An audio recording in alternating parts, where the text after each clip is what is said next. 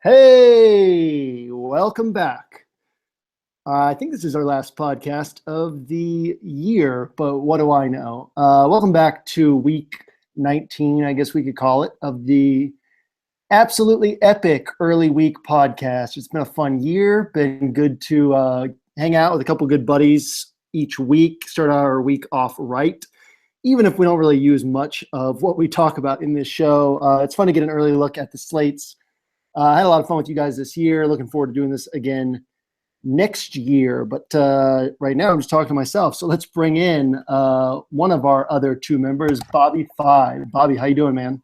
What's up, man? Yeah, I've really enjoyed doing the show with you guys as well. I'm doing all right. It wasn't the best DFS weekend for me. I have a feeling this one will be a lot better. But yeah, man, I'm doing all right. Other than that, the winter season's over and it's time to get back to real life, and I'm ready just to buckle down and focus on the rest of the football season and basketball, and then that's it. Yeah, I mean, we would have had to have given awful advice to have won anybody all the money last week. It was an ugly slate, but it was also turned out pretty weird. It is what it is. We're going to get to Grant's rant here in a second. I will let you know right now. It's viewer discretion advised, listener discretion advised, Grant's rant this week. It's one that he wanted to do earlier this year, and I said no. I didn't think we could get away with it.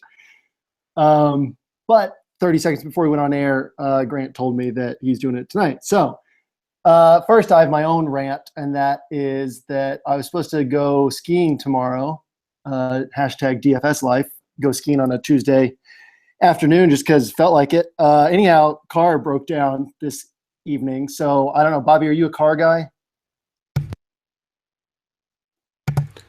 I'm not like a car guy like the way that a lot of guys are car guys. I'm just sort of like I don't know. Yeah, I can figure it out if I look at a YouTube video guy. So anyhow, yeah, I'm kind of screwed. We were leaving our parking garage, which is below street level, slight incline to get up to the street, and the car would not make it up. So great thing about Volvos is they don't usually have things wrong with them. Bad thing is once they do, it's impossible to figure it out. So that is now going to be my Tuesday, but in the meantime, we'll enjoy the rest of Monday night together. And so, yeah, now that you've had time to clear your children out of the car or pause the podcast, if you are around anybody under the age of 18, I guess. Let's go to Grant for Grant's rant. Okay, this is real exciting. So let me preface this by I actually had a 7-hour car ride one day, and so I spent the entire day thinking about this. So this is the first time I've really had something planned out. But my idea is someone needs to make a DFS porno. Name is going to be either Shaft King or Shaft Street. I've got the casting figure out. Jamino will be the pizza delivery guy because he seems like he's done that before in his life. Me or Morgan Freeman will be the narrator. She's as good will be the sound production guy. He seems like he knows what's up there. Siege, of course, will be the Shaft King. That's just a given. Plenty of fun puns to go there. You got to pay a little extra for that tight end. Oh, baby, you filled that roster spot. Everything's in play. You can, at the end, I'm sure someone will scream out, I'm cashing. There's just so many fun things to go along there. But I had a fun weekend this weekend. Segue. I did not do that well, though. I had all the wrong spots in all the wrong places, and someone actually talked me onto playing a lot of Connor Cook, and that's the end of my rant because I have nothing to say after that. What was the last part? All the wrong spots in all the wrong places, because that could be part of your DFS porno as well. Oh yeah, maybe if. Oh no, I was going to say something inappropriate. I think that was more tame audibly than it was on paper when you first sent it, and I believe you just left out some of the real bad ones. There you go. Yeah, like what? Like it looks like this contest is filled. You're gonna have to come later for the afternoon slate. Oh baby, you filled my roster spot. Oh yeah, you just hit the GPP spot. There's a lot of things in there. There's a lot that we could go to. So on that note, this may be our last podcast ever. Yeah, I'm getting fired, guys. But also on that note, on Wednesday of this week, Bobby and Grant and I are recording a Roto Academy video course together for NBA. We might be recording another one together on Thursday. Look for more information on that on Roto Grinders, I don't know, early next week. It's all moving parts right now. But Notorious and I recorded one the other day. Don't look for any information from me. Good thing because it's NBA. But I am just hosting these videos. But really cool stuff that we have rolling out on Roto Grinders through Roto Academy. Keep an eye out for that. And just an excuse for Bobby and Grant and me to hang out some more. Actually, Bobby and Grant are hanging out right now. They're in the same room recording this, which leaves me feeling. We're on the same couch, bro. Yeah, leaves me feeling pretty good. Still on the same couch. No, he's wrong. Not different parts. We're sitting lap on top of lap. It's very hard to read the laptop. It's actually a true story. When we do this on Google Hangouts, and when we all got on air, Grant was sitting on Bobby's lap. And wait, why was I the girl in this scenario? Hope for. You really have to think through week this. I would definitely crush him. I'm way bigger. Grant, I don't know if you saw this because I don't know if you know how to read or not, but in my game-by-game breakdown, I talked about our podcast a little bit and strongly advised people to jump past the first 5 minutes if they wanted any actual information, because this is about what the first 5 minutes are. I guess I did read that. The problem is I can only read Braille, so I had to have someone print it off for me. That leads us to football in one way, sense or another.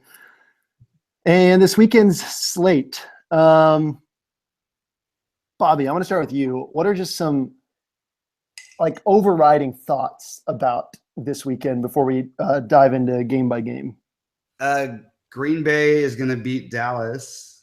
That's game by game, I guess, but that's something that I'm looking forward to this weekend. I think Pittsburgh is going to win the Super Bowl. They're going to beat Kansas City. Last week was the week of the home teams. This is the week of the road teams, with the exception, of course, of New England.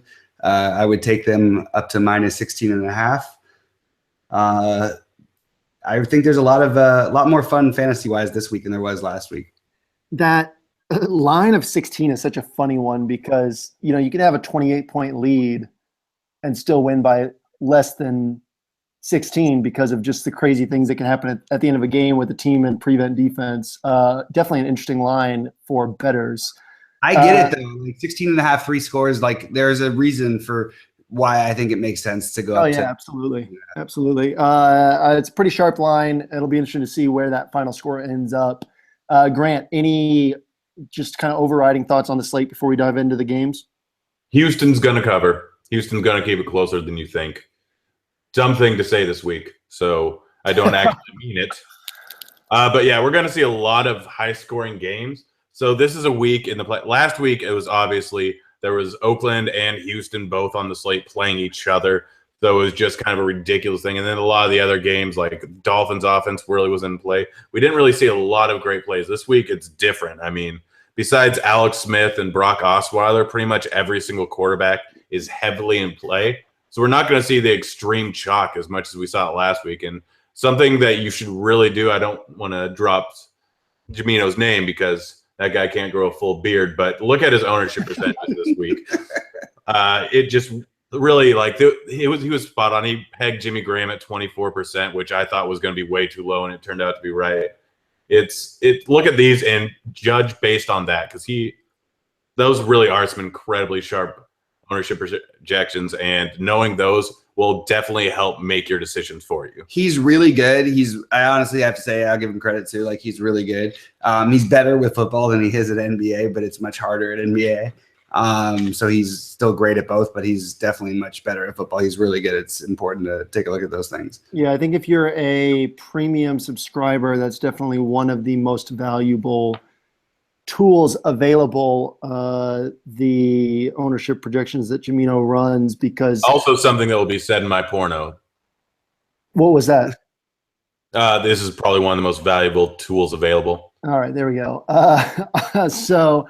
Yeah, I mean, basically, they're extraordinarily sharp. You can match them up, each week, and there's very few misses, and it's just a big edge to be able to know in advance where ownership is going to be. If you are not to promote another site, but we're all friends here. If you're a Fantasy Lab subscriber, Levitan runs there.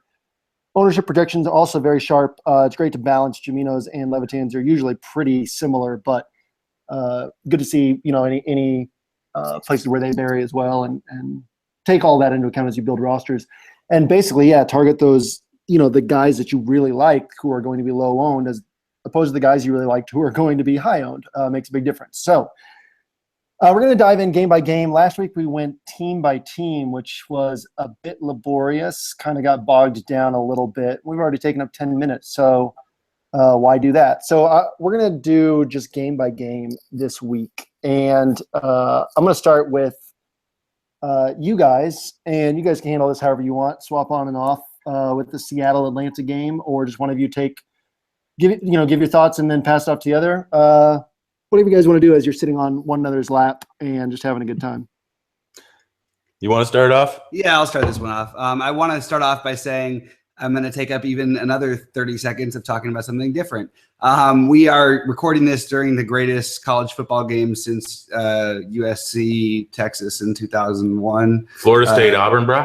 Yeah, no, it's nothing like that. It's Vince Young. It was the Vince Young versus the Reggie Bush and Matt Leinart team. This is a crazy game going on, so I just want to acknowledge that's happening while we're recording this show, and it's about to be over, but it's an unbelievable game. Anyway, on to Seattle and Atlanta. This is a really, really fun one. I think Seattle could have won arguably the last, is it 4 or 5 now, Super Bowls since the last time they played Atlanta. I guess this would be the 4th year? Fifth year. So Seattle could have won the last 5 Super Bowls. That started with that 1 year in Atlanta where I think they had the lead with 18 seconds to go, and Matt Ryan got 2 big completions. They kicked a 50-yarder or whatever to win it. That was the only time Matt Ryan's ever won a playoff game. This game sets up as a really nice shootout, especially if Atlanta can jump out to an early lead. I think Russell Wilson and the entire Seattle receiving corps is in play. People might gravitate entirely towards Baldwin, which is fine. So is Richardson. I think Jermaine Kearse is underpriced and going to be underowned. He's had huge playoff games in the past. It's a great situation for him against a very, very shaky Atlanta pass defense, especially considering how much they're going to probably be on the field in this game. I think Atlanta actually can score on Seattle. I think this is a sneaky shootout spot. I don't know how much I like on the Atlanta side of the ball, but I definitely am all over Seattle offensively. Well, I'd like to point out something that was, I brought up last week in my article, and Grant can speak to this a little bit more as a Seahawks fan, but since Earl Thomas went down, this defense has been completely different. And I mean, the Lions didn't fully take advantage of it. Part of it was Stafford's finger. Part of it was the drops. Part of it was 5 targets to Golden Tate. And I mean, they were regularly lining up Golden Tate on Richard Sherman and then just ignoring that side of the field. Sherman did not follow Golden Tate. They just put Golden Tate over there all the time. But I think that this is a really interesting spot too for targeting the Atlanta passing game, and it'll be interesting to keep an eye on ownership projections throughout the week because, okay, I mean, we can probably assume that Richard Sherman follows Julio Jones. I'm really not that concerned about that, for one. And two, if you are concerned about that, then you have a secondary that's really not doing that well away from Richard Sherman and a couple clear guys that you could target in Mohamed Sanu or even Aldrick Robinson, Taylor Gabriel. I don't know if he's healthy, if he's coming back this week or not. What's the deal with him? But yeah, I think that there are definitely some sneaky spots on the Atlanta side. Wanted to throw that in there before going back to you guys. Okay, is it back to me? It's on you now. It's all to me. I think Gabriel's a good play, though. Yeah, so there's a few things I want to outline before this. One thing to keep in mind, Detroit's not good against playoff teams on the road. I think Matt Stafford's won 1 game against a playoff team on the road in his entire career. So people are going to take that too much into account, thinking that the Seahawks defense is actually better than it should be. Detroit also didn't win a game outside all year. Yeah. So that's something that, don't take that too much into account when you're thinking about this game. Another thing to think about is first time Seattle and Atlanta played, Earl Thomas was in the game. They were healthy and they were playing pretty decent defense. That is not at all the case now. Sherman will probably shadow Julio Jones. That does worry me because I think the last time they played, I want to say Julio ended up with 90 yards receiving and a touchdown, and one of those was like a 40-yard catch in broken coverage. So that's something to keep in mind. I'm not really on Julio Jones that heavily this weekend, unless his ownership shows to be drastically lower than I think it will be.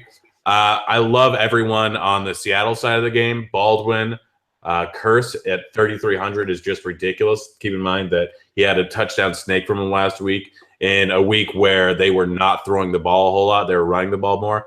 I don't think they're going to run the ball a whole lot this game. It's definitely in play, but the fact that Rawls did so well last week is going to keep his ownership a little bit higher than it should be. So I'm not going to be on as much. That O-line is still shaky. Atlanta can still put up a lot of points and force Seattle to throw the ball. So, and generally in the playoffs, there's a lot of times where they have to come back in games. Always seems to happen. It's not explainable, but it just seems to be a case almost every single time. Disregard that one last week. Sorry, I got to ask you too before you get too deep in this. What was the deal with Rawls from your perspective? Because I rostered him. I had a great week 17, and that was almost a great week that was almost buried because I rostered Rawls against the 49ers run defense, and I know that he only got 8 carries, but he had 14 yards on those 8 carries, and then last week he had like 56 yards on his first 8 carries. And he looked good. Like even the line looked pretty good. What happened? Where did he go for a few weeks? Why did he all of a sudden look good last week? What's the deal with Rawls? So I think it was. Correct me if I'm wrong, but wasn't he injured that week? And they were thinking about just straight up going with what's his face, Alex Collins. Well, he had a shoulder thing, but it wasn't anything different from what he's been dealing with. And they mixed in McKissick and Collins, in the fourth quarter with the lead, but they were actually mixing them in the first and second quarter against San Francisco. It was just a weird situation, and weird that Rawls had averaged 1.5 yards a carry for 3 straight weeks, and then comes out and busts out for a monster game and looked good doing it. It was just I wasn't sure if you'd seen anything from following the team, that led you to think that Rawls was going to have a big game, or that there's more of that to come, or anything like that. So I was off of it just because of fear, but we've seen it earlier on this season, and we saw it a lot last season.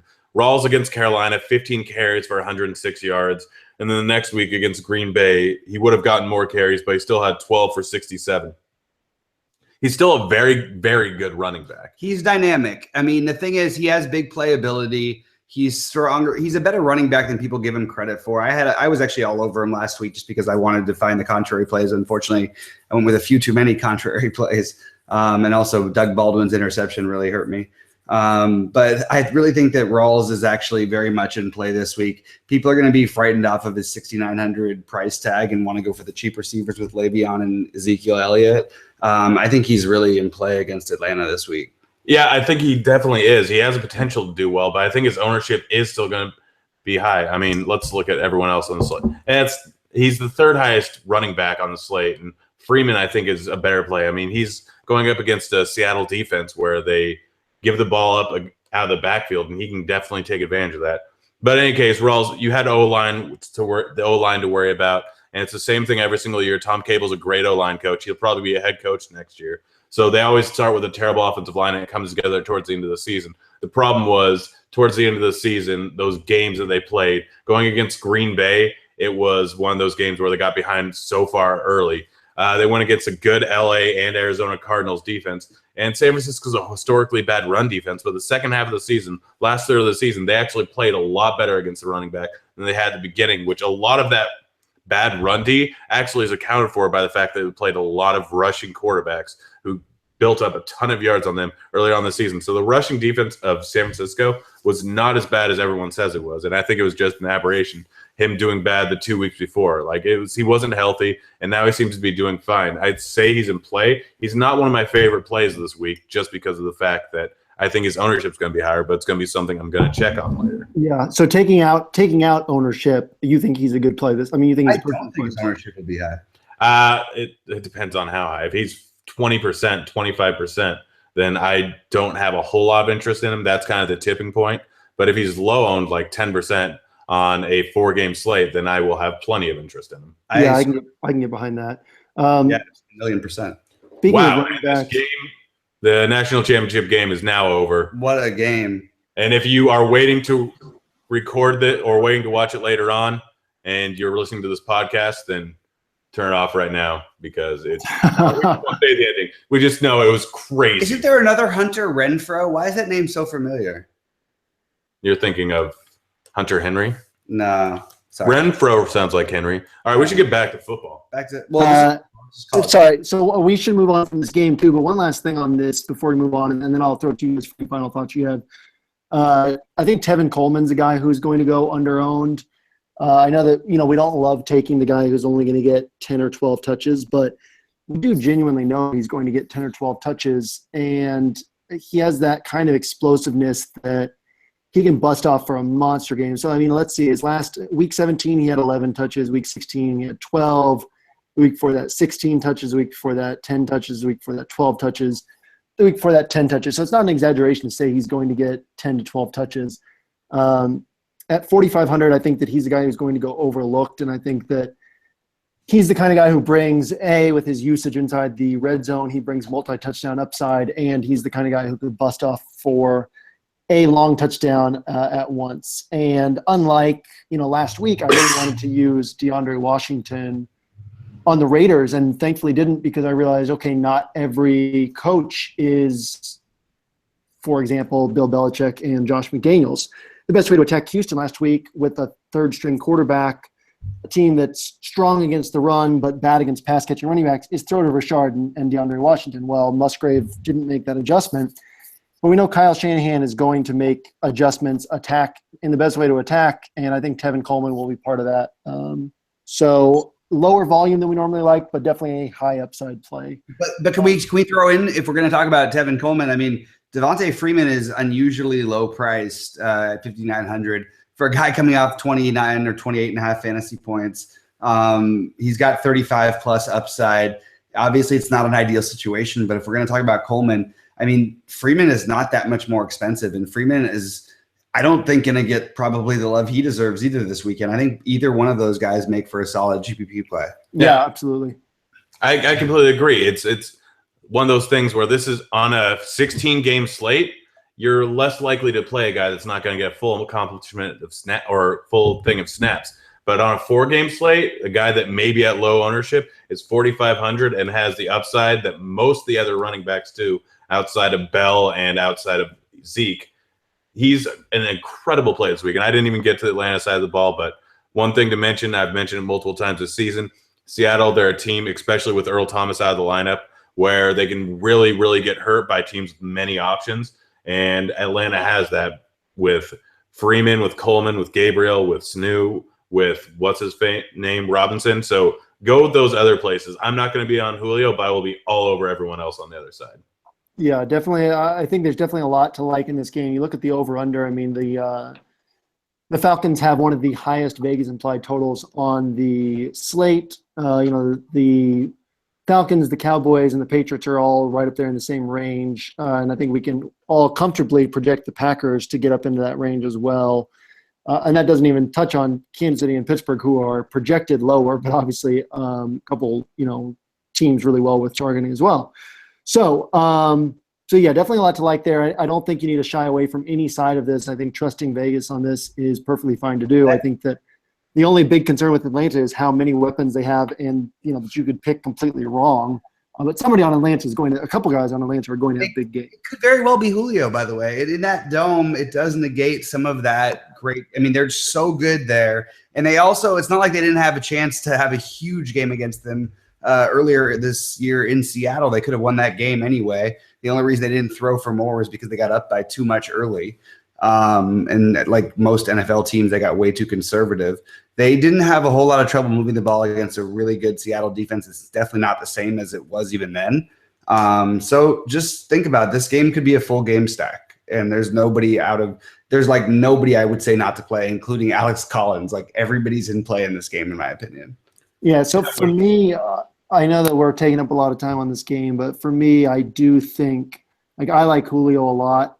My thing is, okay, if you're going to take Antonio Brown, if you're going to take Odell Beckham, Odell Beckham against the Packers with no talent in their secondary, you know, they were so banged up last week. How can you not take Odell Beckham? But the thing is, the Packers are going to scheme their entire defense around stopping Beckham.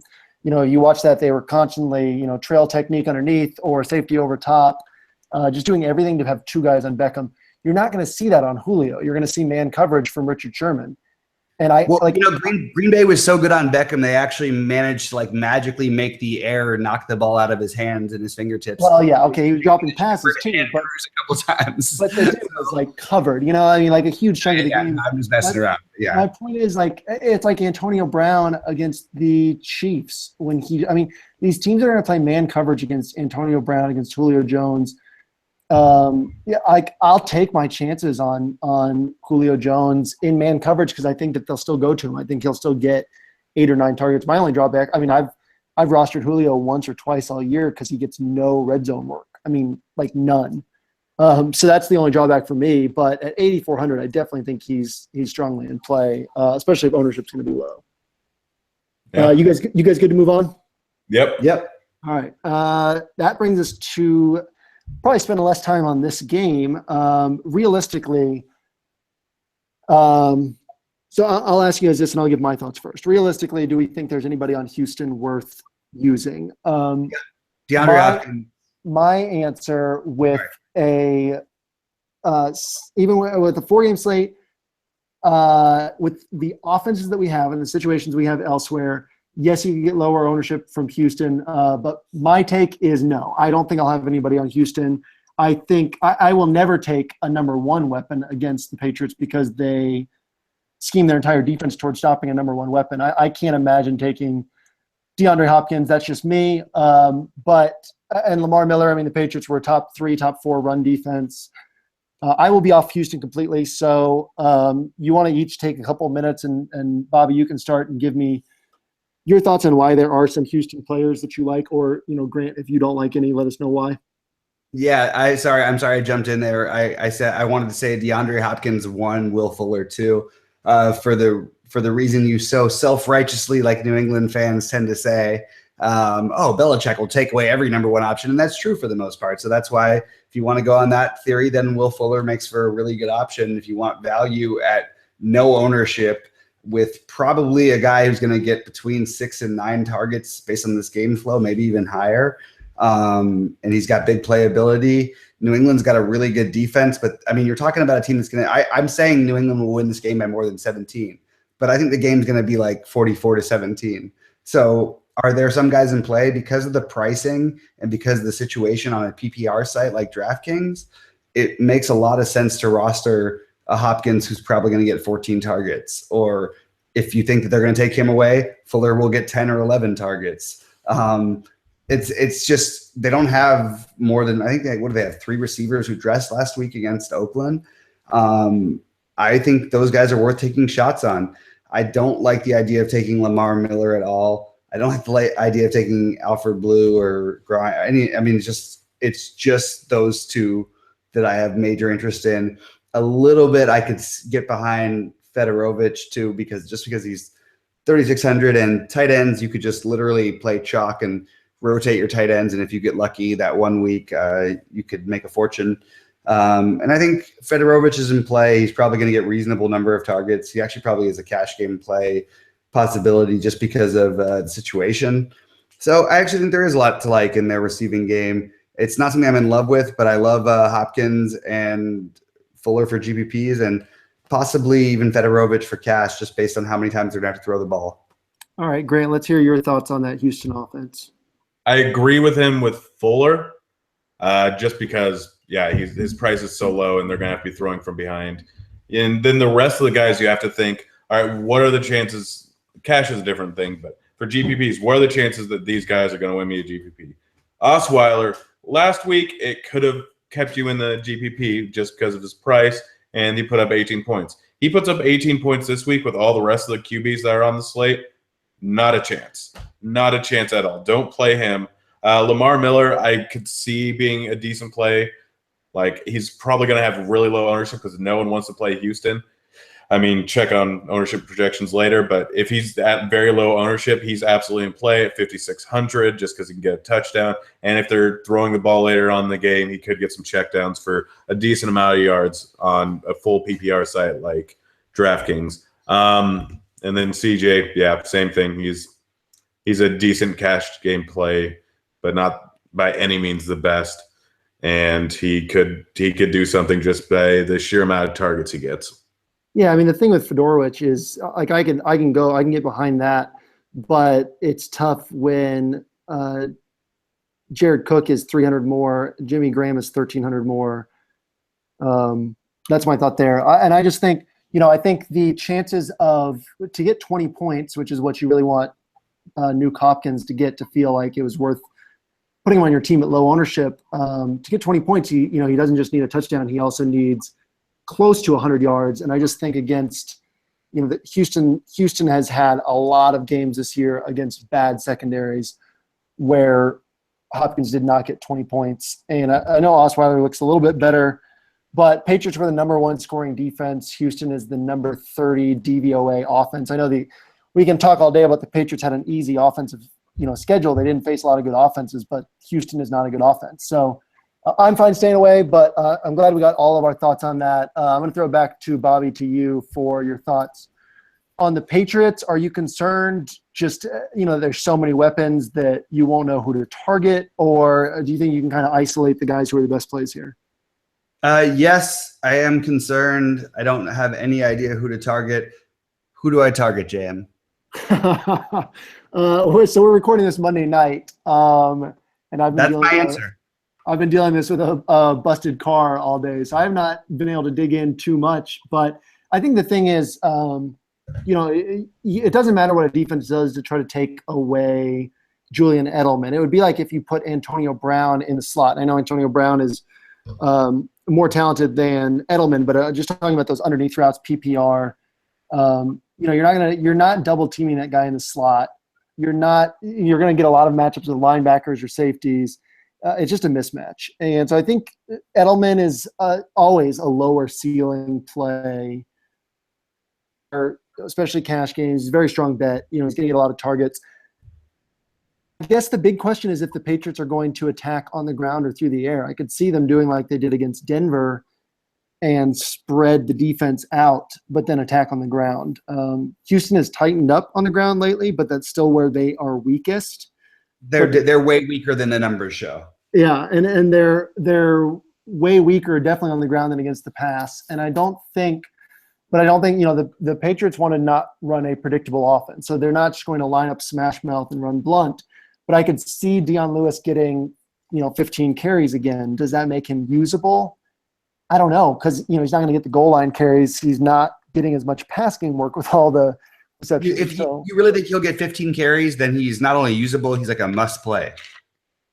I disagree, because if you look at his numbers lately, 15 carries, even if he gets you 80 yards, well, what if he gets you 80 yards and only 1 or 2 receptions, no touchdowns? I mean, week 15 he had 18 carries, 12.4 points. Week 16 he had 16 carries, 6.7 points. Week 17 he had 11 carries, 7.2 points. Yeah, I'm counting on this game being a massacre, which I guess 2 of those games were too. So, because like as soon as they get down inside the 10, Blunt comes in. It's a weird thing where you have one guy's picking up the yards, one guy's getting the touchdowns. I mean, they really eat into each other. Real early week, JM, what do you think his ownership percentage will be? Dion Lewis? Yeah. Under 5%. Okay, well then definitely for tournaments you have to play him. You absolutely have to play him in a lot of tournaments. For 3,900, if a guy's going to get 15 touches against this Houston defense in a game where I predict the Patriots score 35 or more points, how in the world do you not play him? If he breaks one, because look at who else is on the slate. Yeah, no, in general, I agree with you. But if you want a good contrary play, I mean, that's your man. I'm not saying he's a bad play, but you don't absolutely have to play him. That's ridiculous. No, for GPPs, I'm saying he should be in like literally 20% of your GPPs. Oh, that's not absolutely have to play that. Yeah, that's fine. If he's 5% owned, you should have 4 to 5 times overexposure on a guy like that. He's the kind of guy who could break it for 25 points, and at that, all he has to do is break one, and somehow get his 15 and make use out of some of his other 15 carries. Maybe he gets 1 or 2 targets. That's plenty. And also, we do know he can catch the ball out of the backfield too. This is a really good spot to target any of the New England backs for GPPs. But in general, like, I don't know who I would say I love in this game. I understand Edelman for cash makes sense, but Dion Lewis is my favorite GPP. I'd like to point out, James White and Dion Lewis are both still on the field a lot. Look at James White's points per game over the last several weeks. 6.2, 7.5, 11.4, 6.5. 6.5 was his lowest output. Nothing monster. His best game was 13.6 points. But I think that's interesting too, in that if you can pay $3,400 and get a guaranteed 7 points with upside for a 12 to 15 point game, that's interesting as well. Just a ton that's just spread out here. And I think a lot of it is, like we were talking before the show, before we went on air, Bobby had Randall Cobb. He said on about 25% of his tournament rosters. And I think a lot of Patriots plays are DraftKings only late swap. Sorry. In that you don't know who's going to get the production, but you know who's going to be low owned. And any of these guys could bust out for a big game. I mean, you see what Cobb did, 3 touchdowns on only 7 targets. Chris Hogan could do that. Malcolm Mitchell could do that. James White could do that. James White could get 2 receiving touchdowns. Dion Lewis could bust a long touchdown. So I think there's a lot of plays on here that are not safe, but are high upside plays. Grant, let's get you in here. What are your thoughts on the Patriots offense? You guys basically said everything. Like White, Lewis, and Blunt, because he could easily get 3 touchdowns in any given game, especially one where they're projected to score a lot of points and it's not supposed to be close. They're all good GPP plays. None of them are cash plays, none of them, but they're all good GPP plays because they're all going to could get anywhere from 5 to 20 touches. Who knows? So they're all good plays. Edelman's a very safe cash game play just because of the amount of volume you get. I don't know if you want him too much in GPPs, but his ceiling is not that high except for that Week 17 game. But in this type of week, if he just gets a touchdown, his ceiling's high enough for him to win you a GPP, or at least help you win a GPP. Then why didn't we say anything about Brady? Belichick will every once in a while just step on the throat of his opponents and just run up the score like crazy. Agreed. Let's see Denver when Tim Tebow. Yeah, I think that the guys here are Blunt and Brady. I think with Blunt, over the last 10 games. There's only 2 in which he's been below 17 carries. So we think of him as a volatile guy because of his role, but borderline cash play, I think. Yeah, 17 or more carries in 8 of the last 10 games. Obviously, the most red zone work, or the most inside the 5 work in the NFL this year. Touchdown upside's massive. He could easily have a 3 touchdown game, and then if he doesn't have a 3 touchdown game, it's going to be Brady having a 3 or 4 touchdown game. So you can capture all that passing game goodness through Brady. A lot to like. I think we could see lower ownership just because of the uncertainty, which makes a lot of these guys good GPP plays. Grant, any final thoughts before we move on? I don't know if Blunt's a cash game play just because Bell and Zeke are on the board, but no, we covered everything. All right, Bobby, any final thoughts? No, let's move on. Oh, final thought, defense. Fade the Patriots. Big tournaments. I'm not going to say fade the Patriots. I will take every defense. I don't care if I got a 0 out of Oakland last week. I'll take every defense against Brock Osweiler. So I took Miami over Oakland in some places, and that defense outscored Oakland. Just saying, guys. Yeah, it didn't take much to outscore Oakland. Hey, I kept looking at the Steelers defense, and then I was like, oh, you know what? The Raiders are also such a good play and are 500 less. I wasn't really thinking game theory ownership on Oakland. Obviously, we can all agree that, the Texans turn the ball over like it's their job to do so. I believe the Raiders are top 3 in turnovers forced. We can all agree that the Raiders were not a bad defense play. It just didn't work out. But, man, the Steelers put up, I think, 16 points. And looking back, they were obvious, weren't they? Yeah. Like I said, I kept looking at them and then just thinking, oh, well, why pay 500 more for the Steelers when I can get Oakland for less? Obviously, that didn't work out. I think one thing when there's a very clear, there's been twice this year that I was pretty comfortable using the chalk defense. Once was Minnesota. I forget when it was, but it was back before they kind of crumbled. And I was back and forth on it all week. Like, man, they're going to be so chalky. Can I really use them? And I think they put up 16 points. And then Arizona in week 17, same thing where you're like, man, everybody's going to be on them at only 3K. Can I really do that? And then, they put up 26 points.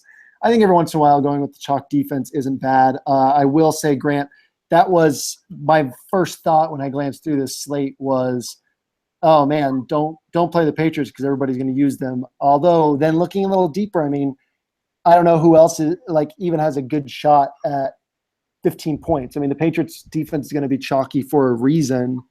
I could see them putting up 15 and nobody else putting up more than 6 or 7. So there's two sides to that. I think definitely an interesting point to consider in roster construction this week. I don't think any of us have the answer at this point, but something for everybody to think about throughout the week. Just hope for a pick 6 from one other team.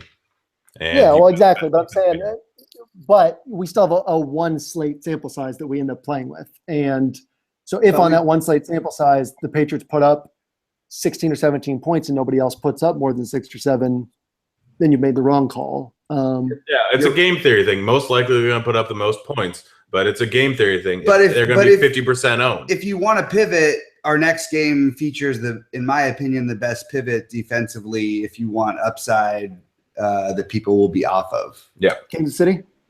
No, Pittsburgh. I can go Kansas City too. No, I actually meant Kansas City. I don't know why I said no. I can go Kansas City too because Roethlisberger's road splits. I mean, he averages. He basically throws 1 interception for every touchdown he throws on the road. You're just looking this. Well, no, it's kind of interesting too. You're looking at the last couple of years. Fine. The most relevant years that we have to look at. Yep. And Roethlisberger takes sacks. I mean, there are things to like. Talking about a defense nobody's going to be on. The Chiefs, nobody's going to be on the Chiefs. And you're talking about needing a pick 6. I mean, they had 8 defensive touchdowns this year between Tyreek Hill and Eric Berry. There's a lot of upside there. How many games have the Steelers played in the playoffs with Le'Veon, Antonio Brown, and Roethlisberger? So let's disregard the word playoffs. Wait. How many games they played? 1 last week. Yes. So what are we talking about in a must-win situation with those 3 guys on the offensive side? Why are we talking about the defense against them? So how many points did Miami score? A much, much, much worse defense that is worse at getting turnovers last week. We're talking about it because Kansas City led the entire league in turnovers this year. They have 4 pick upside. Roethlisberger on so many occasions has thrown multiple picks on the road throughout the course of the last 3 years, even with Bell and Brown in the lineup. What was his big playoff one with Bell and Brown? You were using a playoff scenario, and that's it. It's a must-win game. They're very different situations. You're using a home playoff game against Miami, who ranked 30. No. I'm basing nothing on Miami. I'm talking about forget that game. Actually, I felt like they underperformed for that game. Their offense, this offense, there's just no reason to take a defense against this offense. I don't care if they're on the road. If they score 30 points, then Kansas City still could actually have the highest scoring defenses. Yeah, see, that's the thing. Why can't Pittsburgh? I'm not saying Pittsburgh can't. I said Pittsburgh was my defense. With Alex Smith on the other side, are you kidding me? Alex Smith doesn't turn the ball over that much. And so here's the thing. You can get too hung up on points scored. Points scored aren't where you get your fantasy points. The Patriots hold the Texans to 14 points. That still puts them at only 1 fantasy point. So it's what they accumulate from sacks and turnovers from there. Obviously. So, and so let's say the Texans score 14 and Pittsburgh scores 27. That's only -2 fantasy points that Kansas City loses. But what I'm saying is entirely game based.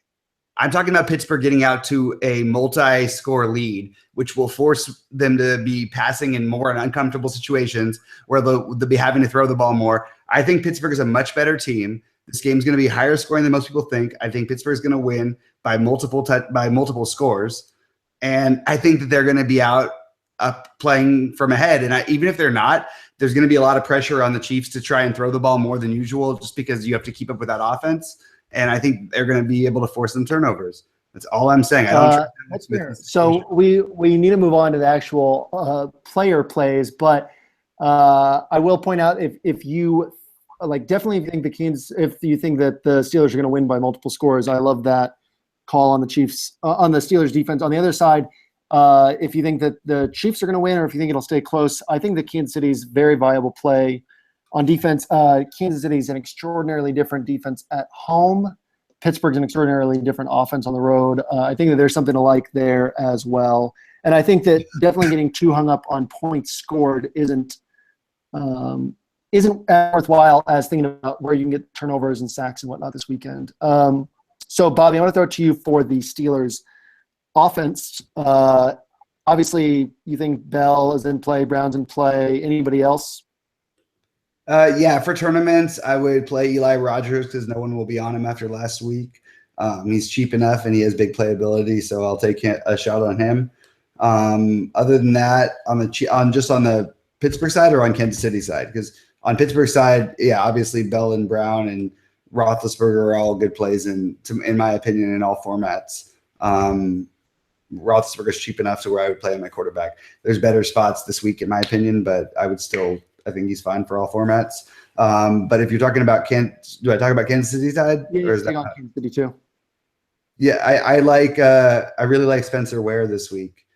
I think it's a really good spot for him. I think you'll see more catching the ball out of the backfield. I think people will be off of him because he was out and he's got the questionable tag still. He's good to go apparently, and I think he's in a reasonable spot. He's one of those mid-range guys who's going to have very low ownership, who has huge upside in a game like this where you might see him catching the ball out of the backfield more, breaking it for big plays when they, play two-man zone deep like coverages, like when they're literally forcing them to run the ball.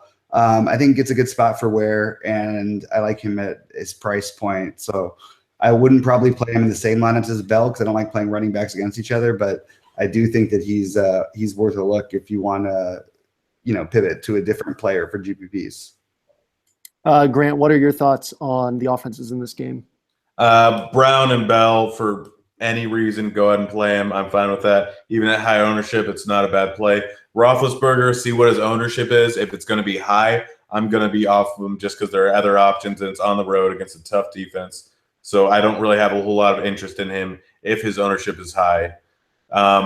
Eli Rogers, he's an all right play. But if I'm playing him, generally I'm going to play Brown, Bell, and Roethlisberger in the same stack, because if Roethlisberger goes off, then that could mean that Eli Rogers is going to have a pretty good game. Kansas City side of the ball, I have less interest in Spencer Ware. He just really hasn't done too much this entire season. This game really doesn't go well in his favor. Like, Pittsburgh's a better defense, and they could get up by a decent amount. He really hasn't had more than 4 targets out of the backfield, I think, more than once this entire season. Kelsey is a great cash game tight end. If they're going to be throwing the ball like Bobby thinks, then he's a great play. If they're not, then him and Tyreek Hill are probably going to see a whole lot of usage this game. They're going to see a lot of targets. Hill is someone that they really wanted to get involved with in the offense throughout the course of the entire season, but I think they were kind of saving him a little bit for the playoffs. I expect them to just go crazy giving the ball to him this game. Yeah, I agree. I love him. Alex Smith, don't touch him. There's too many other good quarterbacks on the slate. And I mean, I guess Hill and Kelsey could both go off for 80-yard touchdowns, and Alex Smith could do something. But I don't mind a Kelsey-Hill stack without Alex Smith in the lineup. I think they could both pay off huge without playing Alex Smith. Kelsey and Hill are the cash plays, in my opinion, because they're going to be so highly drafted. If you want to pivot, you can go to Maclin or Ware. Yeah, I think Maclin is the only guy, on top of what you guys said, which I agree with all of it. And I think Maclin needs to be mentioned as well, just because his price has dropped so much. He's going to get 5 to 7 targets, which isn't, worth really getting excited about. But Pittsburgh has been elite against like number 2 receivers, number 3 receivers, but they've been bad against number 1 receivers. Macklin's not really the number 1 receiver, but it's kind of a split between he and Tyreek Hill.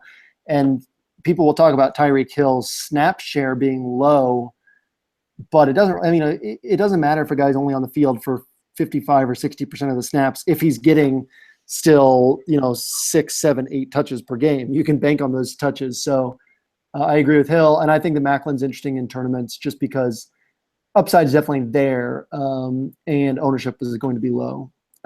Which brings us to our last game. And it's an interesting game. We have an over-under of 52, which is the highest on the slate. Small spread, 4.5 points to Dallas. But, of course, Dallas and Green Bay are both among the NFL leaders in limiting opponent plays. So that's going to play a factor. Obviously, you're banking on high efficiency here. You're not necessarily looking for guys to just rack up huge point per dollar plays from a bunch of catches. You need the guys who are going to get the touchdowns and the big plays because each team's going to have fewer opportunities as a whole.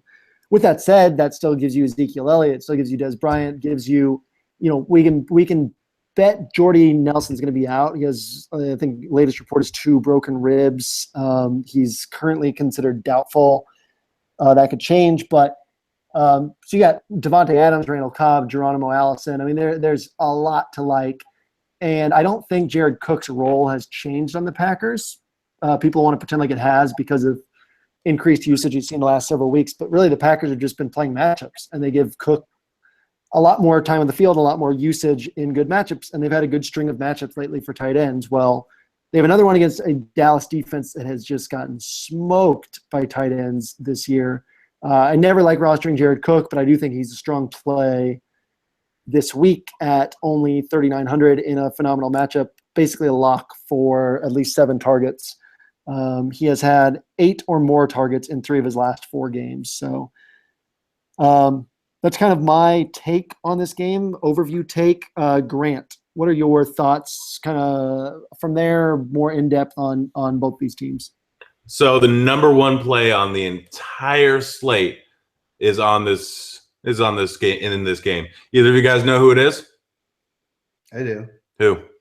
Well, I can name 3 of them. No, the number 1 play is on this. Since it's you, I'm going to guess. Let's see. Seth Roberts is out of the playoffs, so Bryce Butler. Ooh, you were very close there. No, he's Terrence going to Williams. say Cole Beasley. Nope. Terrence Williams. Oh God. Jeez. Ridiculous. Last 4 games, 12 points, 10 points, 6 points, Just 18 points. ridiculous. He's a guy who can catch a TD or 2. He's 3,100.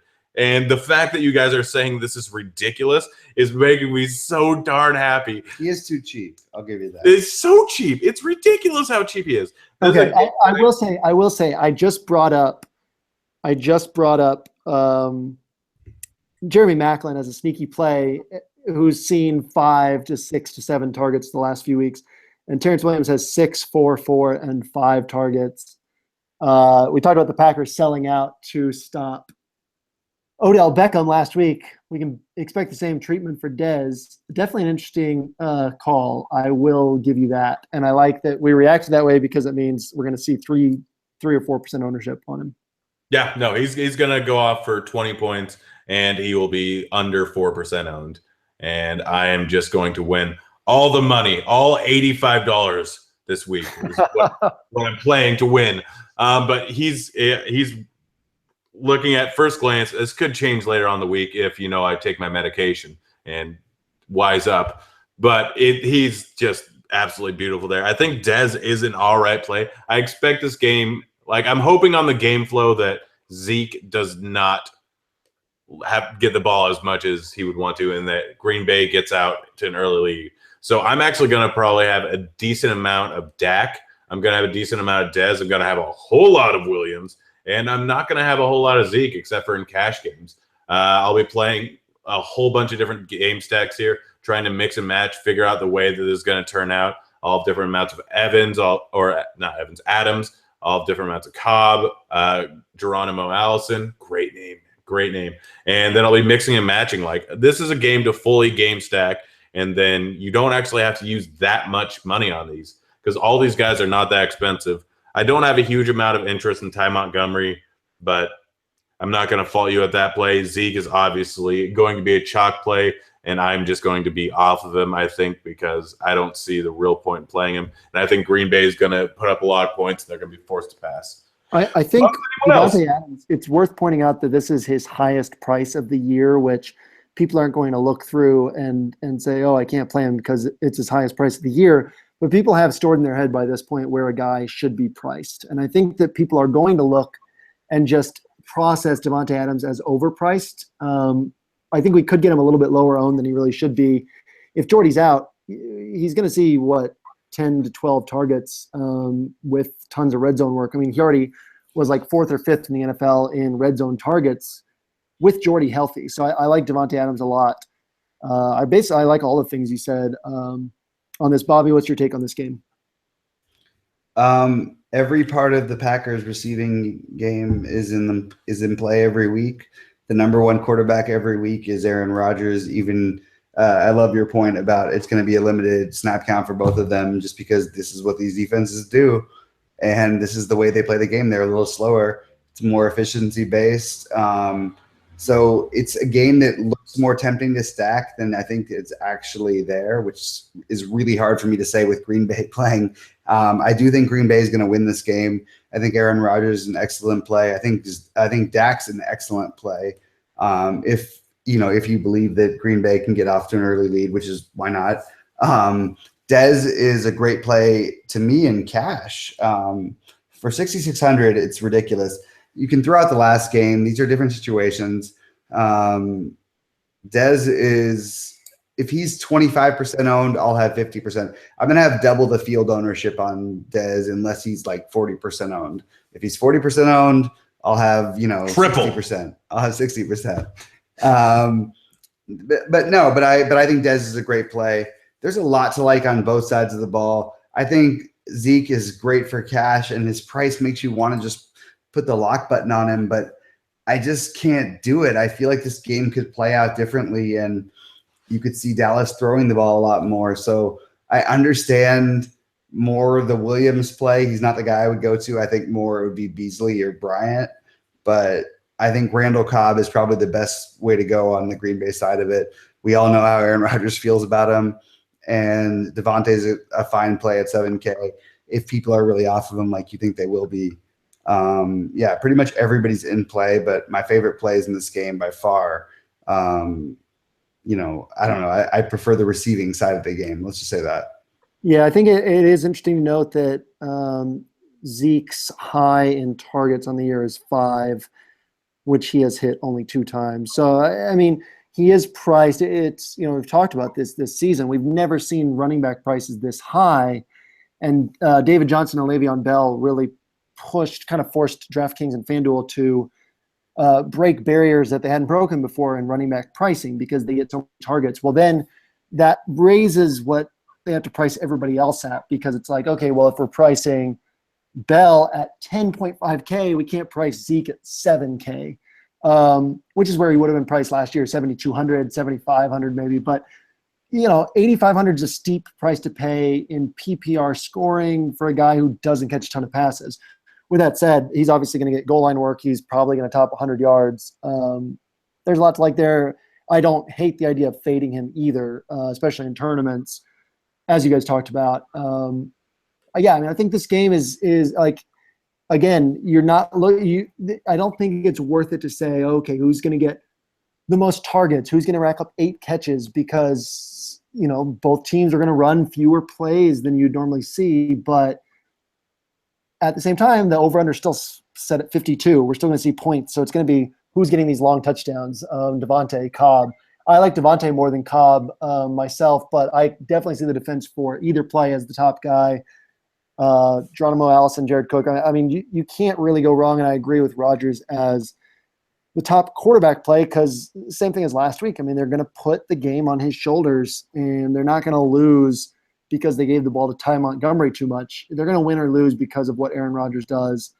And, this is his team. He's going to throw the ball 35 to 40 times. Definitely a lot to like there. Anyway, I mean, we basically named everybody on these teams except for Jason Witten. So I guess that basically tells us where we're at on this game. Bobby, any final thoughts before we close out the show?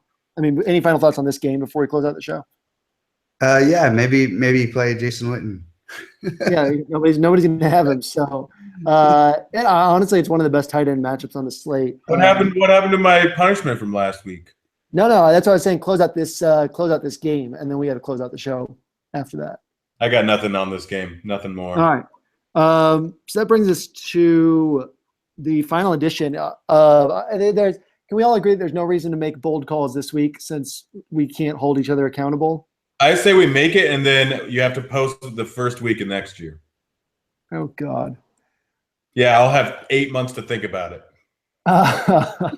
Well, you forgot that we're not going to have this podcast next year because of your DFS porno rant. Man, I'm getting fired. I'm getting fired, guys. So, fine, we can give bold calls. Before we do, Grant lost last week, and we decided to do a loser's choice version of punishment, as in Grant gets to come up with his own punishment, because who better to come up with a crazy tweet for Grant than Grant? So, Grant, what do you have for yourself? Do you have ones for you to choose from, or do you just have one to go with? I'll just think of some right now. Thought of this one before the show. Just stuck my D in the light socket. Not a good way to spend a Tuesday. I like my women how I like my houseplants. Succulent and dirty. Just finished my 3rd tube of Fresh Balls this week. That's actually a real product. I think I could do a better job acting than Leo because he sucks. That's just something that's on my mind. I don't know. Bobby, you got any ideas? I don't, man. You're rolling. Keep going. Got my pinky stuck in a bicycle tire. I don't own a bicycle. I like that one. Huh? I said I like that one. Yeah, these were all off the top of your head, huh? None of them are written down. So I'm literally just looking around the room and making ideas out of it. yeah, there was whatever the second one was. I liked that one. Why don't you surprise us tomorrow with your tweet? For anybody who has not spent time around Grant, win a seat to a live final or come to the kickoff party or something next year, because it's definitely a treat to be around somebody whose mind works in such a unique way. Guys, our last show of the year. First, I guess we got to give a bold call, and then I'm imagining that Grant will have a good final thought for us to get us out of here. I don't know, Grant, what do you have for a bold call for us? Terrence Williams? Yeah, not even a question. Terrence Williams. By the way, Bobby's in the Wiz Palace right now. He was in the Wiz Palace. We have our bold call? Yeah, you're up. I got Terrence Williams going yak yards after catch and many receptions. Just because the ownership is going to be low, I'm going to go with DeAndre Hopkins or Will Fuller. Can I split the difference on those two? No, I guess I can't. They go Will Fuller. We'll all take a low-priced guy. Yeah. Yeah, I guess I'll go Will Fuller. All right, I'll go Geronimo Allison. Since they're all cheap, and since Grant got the good one with Terrence Williams, are we good doing? Oh, the good one that you guys laughed at the beginning of the show? We did laugh at. Well, we gave you credit for after you explained. Yeah. Can we go raw points instead of point per dollar? I'm fine with that since I got the cheapest guy and you guys are all losers. Yeah. And if I had 8 months to think about a funny tweet, you guys would be screwed. Well, you are going to have 8 months because you got Terrence Williams. So you've already won. It's between Bobby and me now, Will Fuller and Geronimo Allison. Will Fuller. I like it. All right. I don't know where Bobby is wandering around the house, but Bobby, you want to give final thoughts before we get out of here? I loved doing the show with you guys. I know this last one's been a little bit more jokey, and then most of them are anyway. But I hope we can do more of this in the future. And just really enjoyed the whole season. Thanks so much. And Grant, what do you have for us? Guys, I've been muting my mic all season and just ripping ass. This is the first time I haven't had gas because I'm stuck here next to Bobby. It's been a fun football season. I've laughed. I've cried. I've started Seth Roberts more times than I should. I wish everyone who's listened to this podcast all the luck in the world. Feel free to ask me any questions on Twitter about restaurants that are in the fast food varietal, because that is the main consumption of my diet, and I am not a healthy human being. Final thoughts from me. Had a great time doing this pod. I was actually the three of us were in Nashville for the FanDuel MLB live final in August. and we're out some loud place. And I don't think I'd actually met Bobby and Grant yet. And Grant just sat down next to me and said, "We might be doing a show with you." So that was my introduction to these two, and it's been a fun season. The three of us will be back together in a couple days to record our first of several Roto Academy video courses. So stay tuned for that. If you don't feel like paying for a course to learn more about NBA, you can at least watch the intro video, which will be free, in which we'll be telling you what the course is about. So yeah, check those out. Hopefully the three of us can get some MLB shows so that if you guys like the three of us together, you can see more of us. If you hate the three of us, you'll know where to avoid us. So yeah, that is a wrap. Thanks for hanging out this season. Thanks for hanging out with us this week. We will see you throughout the rest of 2017 before we see you back here for NFL, and we will see you at the top of the leaderboards this weekend. See ya, kids.